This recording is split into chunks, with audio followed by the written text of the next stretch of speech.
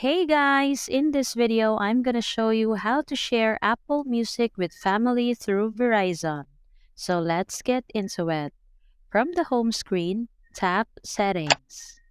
Tap your Apple profile at the top of the Settings menu.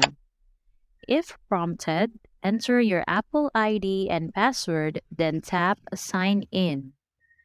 Tap Family Sharing, then tap Continue. And so then, what you need to do is go and invite your family. So as you can see, it's given me some suggestions. But at the bottom, we've got invite others and create child account. And what you need to do is going to invite the people you'd like to go and share your subscription with.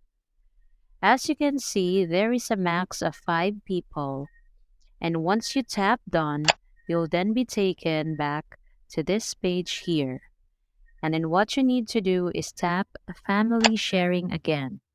And then go and tap on subscriptions here to start customizing sharing options with your family.